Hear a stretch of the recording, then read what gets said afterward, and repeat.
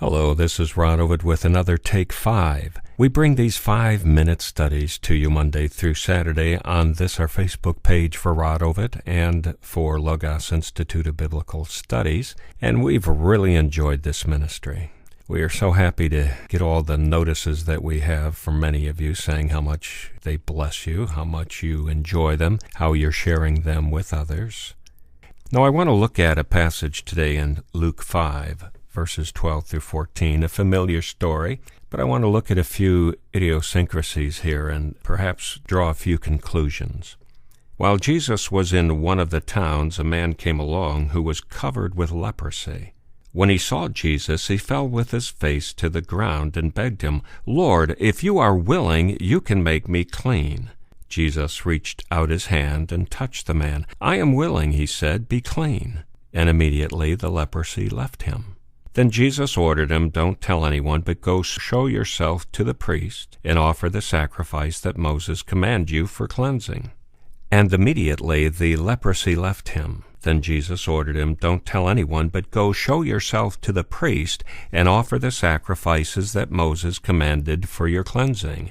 Do this as a testimony to them." Yet the news about him spread all the more, so that crowds of people came to hear him and to be healed of their sicknesses. But Jesus often withdrew to lonely places and prayed.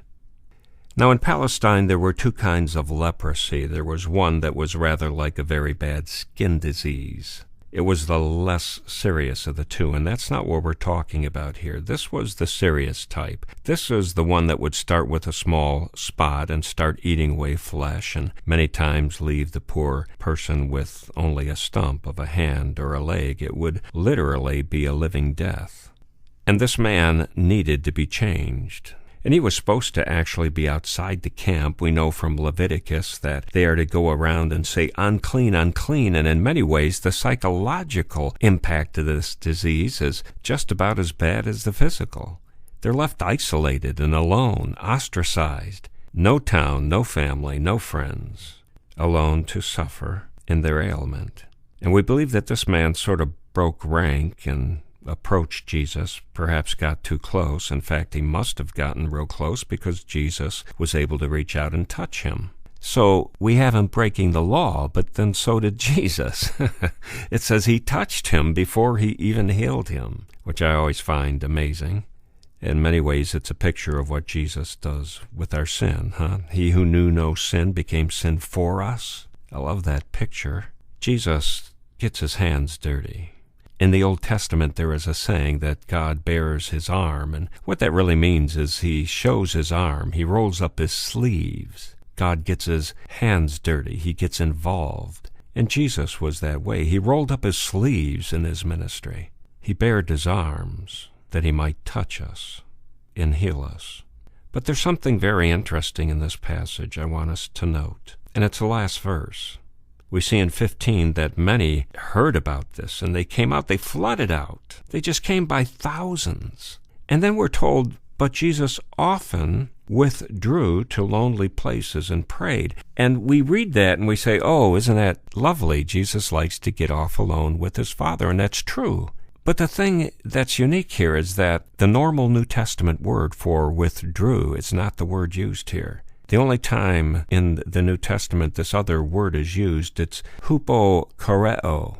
And that's what Luke uses here. And it basically says he was engaged in something else.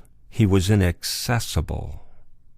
And there are those times during his ministry that Jesus made himself a little inaccessible. Now that man came up to Jesus and he said, "If you will, you can make me clean." And that's the perfect attitude of prayer. We all should have that. But there are those times that we come up and he's not there. He is off doing something very important. It's not our time. Now, I have to be careful here. I'm not saying that God plays tricks or he's not there. But there are those times that in God's holiness and sovereignty and his knowledge and his otherness, that there are a lot of things going on, and it's not our day to be healed. It's not our day for that answer in particular. And we need to be okay with that. We need to pray, "If you will, you can make me clean." need to stick by that attitude. And we need to be like Paul and say, I prayed a few times, but finally God said to me, look, Paul, my grace is sufficient for you. Move on. So I don't know what you're grappling with now. I know there are those times that I have considerable angst. And we should never think that God is MIA. He's not missing. He's not busy ignoring us, but he is God. And there's a lot going on above our pay grade. And we need to do what we need to do. And that's exercise patience, love, prayer, and joy, regardless of the circumstances. That's why James said, count it all joy. You'll have more joy than not. So let's learn something from this.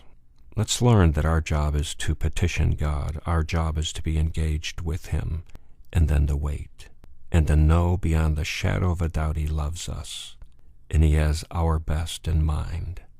We know that, and if we keep considering that in all things, we will certainly, always, have a blessed day.